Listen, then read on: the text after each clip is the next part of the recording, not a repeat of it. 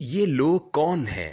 اس کا جواب ہر اس شخص کو معلوم ہے جو اس مملکت خداداد سے اس لیے محبت کرتا ہے کہ یہ دنیا کے تقریباً 200 کے قریب ممالک میں سے واحد خطہ ارضی ہے جو یوں تو ایک قومی ریاست کہلاتی ہے، مگر اس کی تخلیق کے وقت اس کی قومیت، نسل، رنگ اور زبان کی بجائے مسلمان تھی۔ قیام پاکستان تک کوئی ایک بیان، تقریر، تحریر یا مراسلہ ایسا نہیں ملتا جو اس بات کا اعلان نہ کرتا ہو کہ یہ ملک ہم صرف اور صرف مسلمانوں کے لیے حاصل کرنا چاہتے ہیں۔ جو بھی پاکستان کے اس تصور قومیت پر ایمان رکھتا ہے اسے ان لوگوں کے چہرے بھی معلوم ہیں، دلوں کا بغض بھی پتہ ہے اور حدود اربا بھی۔ پاکستان کے نظریے پر ایمان رکھنے والا خوب جانتا ہے کہ یہ لوگ پاکستان کے اساسی نظریے سے ویسے ہی چلتے ہیں جیسے شیطان کسی شخص کے نیک عمل سے جلتا اور کٹتا ہے۔ یہ لوگ گزشتہ 70 سال سے بار بار کسی نہ کسی ایسے لا حاصل موضوع کو چھیڑتے رہتے ہیں جس سے اس ملک کی بنیادی حیت ترکیبی یعنی اسلام اور مسلمان پر زد پڑتی ہو۔ کبھی یہ قوموں کے استحصال کی بات کریں گے اور کبھی نسلی تقسیم کی۔ قائد اعظم رحمۃ اللہ علیہ کی 11 ستمبر 1947 کی تقریر، 1971 میں بھارتی فوج کی مداخلت سے بنگلہ دیش کی تخلیق، اقلیتوں خصوصاً قادیانیوں کی حالت زار، توہین رسالت کے معاملے میں پاکستانیوں کا جذباتی پن اور اسرائیل کو تسلیم کرنے کے فوائد بیان کرنا ان کی محفلوں میں گفتگو کے عمومی موضوعات ہوتے ہیں۔ یہ لوگ جنرل ضیاء الحق کو گالی دیتے ہیں اور اسے ہر برائی کا ذمہ دار ٹھہراتے ہیں۔ ان کی حالت دلی کے ان متعصب ہندو ٹورسٹ گائیڈوں جیسی ہے جو قطب مینار کے ساتھ 1190 میں التمش کی تعمیر کردہ مسجد قوت اسلام کے سامنے کھڑے ہو کر سیاحوں کو بتا رہے ہوتے ہیں کہ یہ دیکھو اورنگزیب عالمگیر نے مندروں کو گرا کر ان کے پتھروں سے یہ مسجد بنائی تھی، جبکہ اورنگزیب عالمگیر اس مسجد کے بننے کے 458 سال بعد ہندوستان کے تخت پر بیٹھا۔ متعصب ہندو مذہبی ہو یا سیکولر مسلمان، دونوں اورنگزیب کو برا بھلا کہہ کر خوش ہوتے ہیں، مگر یہی متعصب ہندو گائیڈ اسکندرا میں اکبر کے مقبرے پر اس کی وسیع المشربی کے گن گاتے ہیں۔ اسی طرح پاکستان کے اس طبقے کے دلوں میں اکبر کے بعد مشرف کی مورتی بالکل ویسے احترام سے سجی ہوئی ہے جیسے آج کے دور کے بے شمار یہودیوں کے دلوں میں سامری کے سونے کے بچڑے کی مورتی دولت کے حصول اور برکت کے لیے سجی بیٹھی ہے۔ یہ طبقہ مشرف دور میں اس ملک کی اساس پر حملہ کرنے، اس کے نظام تعلیم کو سیکولر بنانے اور اس ملک کے عالمی منظرنامے کو لبرل اور مغربی اقدار سے ہم آہنگ کرنے میں بہت حد تک کامیاب ہو گیا تھا۔ یہی وجہ ہے کہ زرداری، نواز شریف اور عمران خان کے ادوار میں بھی مشرف کی ہر پالیسی پر نکتہ چینی ہوتی رہی، مگر اس کے سیکولر اقدامات جیسے خواتین کی 30% بغیر الیکشن لڑے اسمبلی کی نشستوں کی بھیک وغیرہ جیسے اقدامات سے آج بھی محبت کی جاتی ہے۔ مشرف دور میں ہی اسرائیل کے ساتھ خفیہ طور پر روابط اور اسے تسلیم کرنے جیسے موضوع پر آج یہ لوگ ایک مشن سمجھ کر وقفے سے گفتگو شروع کرتے ہیں۔ پرویز مشرف اور اس کے سیکولر نظریاتی حواریوں کے سینے پر ایک تمغہ یہ بھی سجا ہے کہ جب پرویز مشرف افتخار محمد چودھری کو چیف جسٹس کے عہدے سے معزول کرنے کے بعد محدود مارشل لاء لگا کر دوبارہ وردی میں صدر منتخب ہوا تو 9 اکتوبر 2007 کو اسرائیل کے صدر نے سفارتی تعلقات نہ ہونے کے باوجود بھی اسے اس کامیابی پر مبارکباد دی اور کہا کہ میں مشرف کو اپنی روزانہ کی دعاؤں میں یاد رکھتا ہوں۔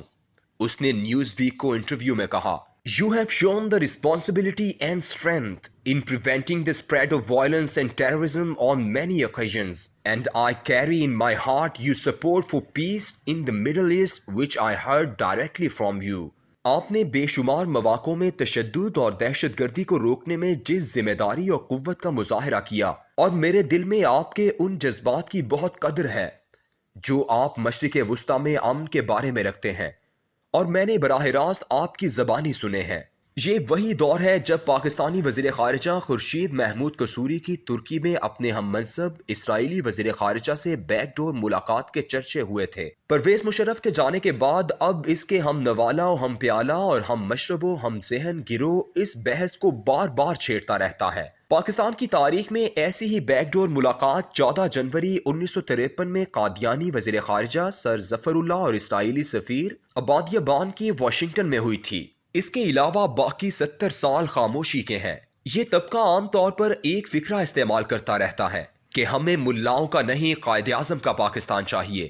اس لیے یہ ضروری ہے کہ ان کے سامنے اسرائیل کے قیام کے بارے میں قائد اعظم رحمۃ اللہ علیہ اور مسلم لیگ کا نظریہ کھل کر بیان کیا جائے تاکہ سند رہے۔ مسلم لیگ کی 1917 کی سالانہ میٹنگ کلکتہ میں منعقد ہوئی، جس میں مسلم امہ کو ممالک میں تقسیم کی سازش کے خلاف قرارداد منظور کی گئی اور بغداد اور یروشلم کی ناقابل تقسیم حیثیت کے دفاع کا مطالبہ کیا گیا۔ قیام پاکستان کے صرف چند دن بعد قائد اعظم رحمۃ اللہ علیہ نے اگست 1947 کے آخری ہفتے میں ہونے والی فلسطینیوں سے یکجہتی کی کانفرنس میں عبد الرحمن صدیقی کی قیادت میں پاکستان کا وفد قاہرہ بھیجا۔ اس سے 2 سال پہلے جب مغرب کا یہ منصوبہ تکمیل کے بالکل قریب تھا، جس کے تحت یہودیوں کی ریاست کا قیام عمل میں لایا جانا تھا، تو قائد اعظم نے 12 اکتوبر 1945 کو اپنے اس بیان میں کہا تھا "Every man and the woman of the Muslim world will die before Jewry seizes Jerusalem. I hope the Jews will not succeed in their nefarious designs, and I wish Britain and America should keep their hands off from them. And then I will see how the Jews conquer Jerusalem." اس سے پہلے کہ یہودی یروشلم پر قبضہ کر لیں، مسلمانوں کی ہر عورت اور مرد کٹ مرے گا۔ میں امید رکھتا ہوں کہ یہودی اپنے ناپاک عزائم میں کبھی کامیاب نہ ہو سکیں گے۔ میری خواہش ہے کہ برطانیہ اور امریکہ اپنا ہاتھ اٹھا لیں، پھر میں دیکھتا ہوں کہ یہودی یروشلم کیسے فتح کرتے ہیں۔ قائد اعظم محمد علی جناح نے صرف اسرائیل اور یہودیوں کے خلاف بیان ہی نہیں دیے، بلکہ اسرائیل یروشلم سینٹر فار پیس نے پاکستان اور اسرائیل کے درمیان تعلق پر اپنی ایک مفصل تحقیق شائع کی۔ اس میں بتایا گیا کہ مئی 1948 میں اسرائیل کے قیام کے فوراً بعد جب عرب اسرائیل جنگ شروع ہوئی تو امریکی حکام نے اسرائیل کو بتایا کہ پاکستان کے گورنر جنرل قائد اعظم نے چیکو سلواکیہ سے 2.5 لاکھ بندوقیں خرید کر لڑنے والے مجاہدین کو دیں اور اٹلی سے 3 فوجی طیارے خرید کر مصر کو دیے تاکہ وہ اسرائیل کے خلاف لڑائی لڑ سکیں۔ یہ تھا بانی پاکستان قائد اعظم محمد علی جناح کا اسرائیل کے خلاف طرز عمل۔ انہوں نے ہمیشہ اسرائیل کو مغرب کی ناجائز اولاد کہا۔ اس مغرب کی ناجائز اولاد اسرائیل کے حق میں کبھی کبھی میرے ایک ہم وطن طبقے کو کھجلی ہوتی رہتی ہے۔ یہ طبقہ سمجھتا ہے کہ شاید اب پاکستان بدل چکا ہے یا اس کے عوام ذرا روشن خیال ہو چکے ہیں۔ انہیں اندازہ ہو جانا چاہیے کہ یہ لوگ سید الانبیاء صلی اللہ علیہ وآلہ وسلم اور مسلم امہ سے آج بھی بے پناہ محبت کرتے ہیں۔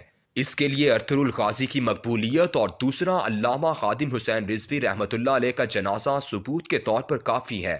اس کے باوجود بھی اگر کسی کو اسرائیل کے بارے میں کھجلی ہوتی ہے تو اسے فوراً کسی ماہر نفسیات سے رجوع کرنا چاہیے۔